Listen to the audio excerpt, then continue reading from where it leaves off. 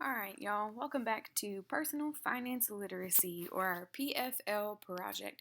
So for today, we're going to talk about wildcards. In our previous sessions, we've discussed jobs, we've discussed education levels, we have discussed how to account for credit card debt, and now we're going to account for real life. So there are some things that we just cannot anticipate, but we can definitely plan for them to make sure that you're still financially stable regardless of whatever your circumstances are. So before we get started, let's make sure we have all of our tabs open. I know you're probably tired of hearing this by now, but let's make sure we walk through it and have all of them ready to go. So the first thing we need to have open is our PFL portfolio. So it should look like this. Your due date should be here, your name, and then your spouse or your roomie's name should be over here. Remember to make sure you have all your stuff typed in. And again, for this particular example, my job is going to be a nurse. So then we got to make sure, since I am a nurse, I have my links document open, okay? And from the links document, make sure that you have your particular job link open. Now, you may not be a nurse for this particular project, but that's what I'm going to choose for the example, okay? So we not only have our links document up so that we can see where our job's at, we have the job link itself pulled up so that I can reference my student loans, my salary, hours a week, my tax rates, how much I have in savings currently, and my health insurance rates for each life situation. We're ready to go. All right, my last one that I'm going to open up, second to last one, I should say, if it loads, is the PFL budget. Okay, so I got to make sure that I have my example budget up so I can get ready to go. Now, when we make a budget for the wildcard, these are the last two columns. So over here, if you follow my cursor, H and I, it is literally the exact same thing as the previous two. So single parent with credit card debt, look at there, column H, single parent with credit card debt. All you're doing is accounting for a wild card. Now, a wild card could be a positive thing or a wild card could be a negative thing. It all depends on how you budgeted and how much space you have left. Now, if you are an individual who is married to someone who has maybe a better job than you do, or you're the person who has a very affluent, well-paying job, wild cards may be a little bit more easy for you to manage than someone who does not have quite as much money left over at the end of the month. So let's see how that looks in real life. Now, your wild card does not come out of the sky. We do spin the wheel for this, so this is what the wheel looks like. I'll click, and that'll be the wild card that we use for this example. And again, remember, we are making sure that we have all of our tabs open, ready to go. So I'm going to spin the wheel. Oh, lordy. Okay, so for this one, I have a new baby. For this particular example, I have one child, I want to say.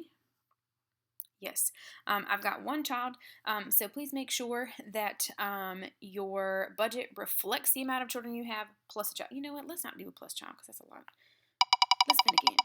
Y'all don't get to spin again, but I do because I have. Oh my gosh! Don't you do it? Watch it land on the third time. Oh my lord! One more time.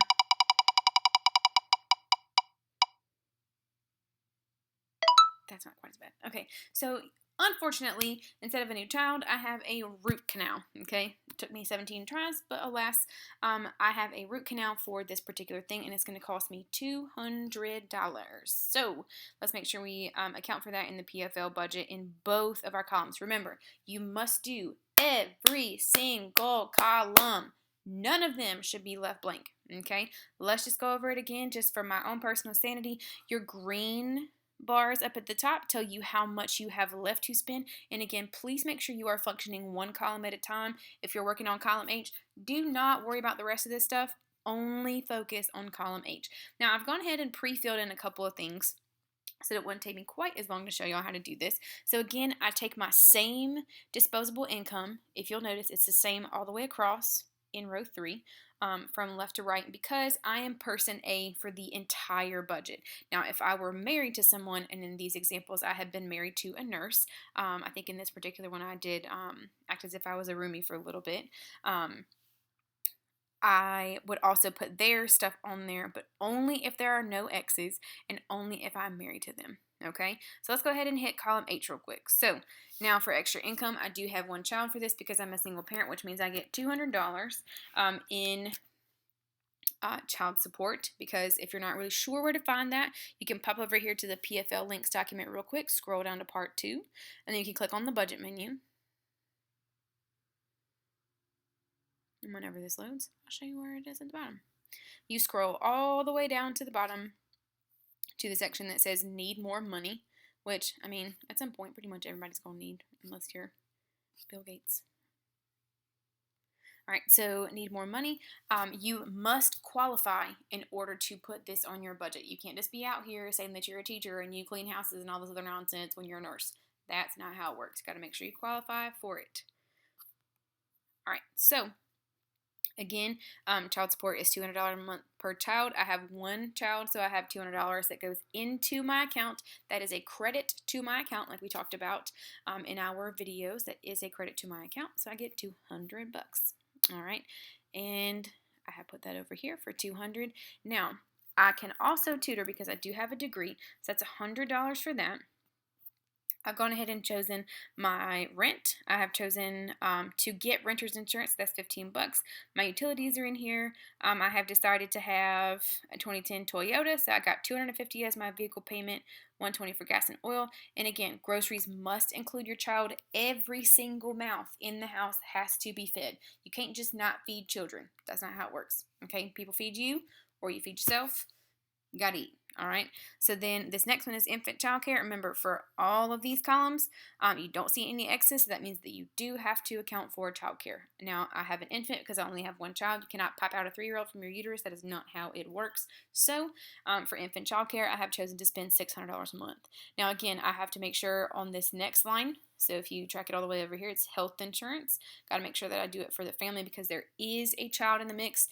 Even if there is not a spouse, if you have children, you are going to have to pay more money in insurance because children get into all kinds of scrapes and scrambles and things, and they therefore need more money to cover them. Okay, and again, for this one, I put $40 for copays. They're only $20 for a doctor's copay, but let's say, for example, I have one child and then I end up having to go to the doctor.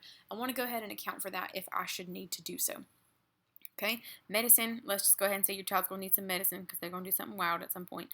All right, I'm not going to buy myself any new clothes. I'm going to buy my child some new clothes, though, because I want my baby to look stylish. Okay, and then for my cell phone, I don't need an iPhone X. And then my TV and internet, I just got my basic streaming. Over here for entertainment package, just $50. I'm going to have to cut that baby's hair at home. We're going to have to find a barber down the street. I'm not going to the beauty shop to get my hair done. And again, your credit card is how much you feel comfortable spending every month. If you think you can budget for $120, that's fine. And then a student loan over here is, mine is $200. Ooh, lordy, I'm $300 in the negative. So I'm going to have to take some money out of this retirement and take some out of my savings. I'm still in the negative by $117. How did I do that?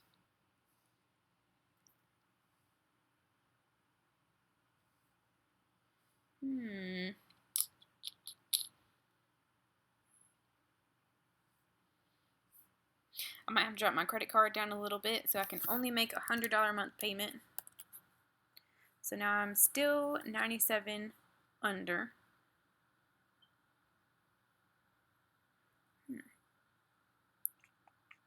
Let's drop this down to 50 for children. Still need 47 to come out of somewhere. So, gotta have insurance, gotta feed myself. And I have a root canal also. So for this one, I'm gonna have to find $200 from somewhere. So I'm just gonna pop 200 in there for my root canal because that is kind of the same thing, I guess. So we're gonna pop down here, and that somehow I've got to come up with $247.64. Now you could put that $200 on your credit card, but then that's gonna bump up your credit card bill. Okay, so, and again, this blue line at the bottom has got to say 0, so you're going to have to figure out somewhere to take it out from. Now, I could decide that I want to rent somewhere different, so now I have my $400 house, or $400 apartment, my little 1-bedroom with me and my little baby, okay, and my $100 utilities, that should cover it. Oh, nope, false. So, I got to find something from somewhere. So let's say that I pop this down to 20. So I'm only going to the doctor. Still got to find $77. I'm going to bump my gas down to $80 because it's cheap right now and because I'm cheating a little bit so this example looks nice. And let's pop my car payment down to $200. Y'all can't do this, but I can because I'm bending the rules. So now I have $12.36 that I'm going to put into my savings account. So boom, there it is. It's zero. Now that is because I had a wild card. Now if I go over here to married/roommates with kids in a wild card, I draw a wild card, and my partner does also if you are roommates. You cannot share a wild card unless you are married, okay? So if you're roommates with somebody, you both have to draw a wild card. Now, if I were married, we draw one wild card, so one of us has a root canal. That's it. If you draw a new baby, congrats. Y'all got a new baby, and you got to account for another infant in the household, okay? So again, for this last column, if you are roommates with somebody, you cannot put their income right here. You cannot share their whole paycheck because you're not married to them. You're not in a civil union. You cannot ask them to share their whole paycheck with you. You can only ask them to share their entire paycheck if they are married. Okay, so you rinse and repeat. You literally do the exact same thing that you did in column G. Copy it over here.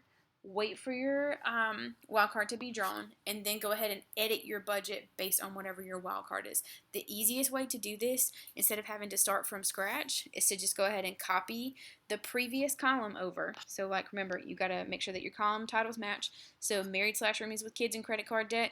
Y'all, this is the exact same thing in column I. You just added a wild card to it. So just copy it down and then edit, and make sure again that your blue line says 0. And your wild card should look nice and sharp. And this has been Unit 8 Personal Finance Literacy Project Wild Cards.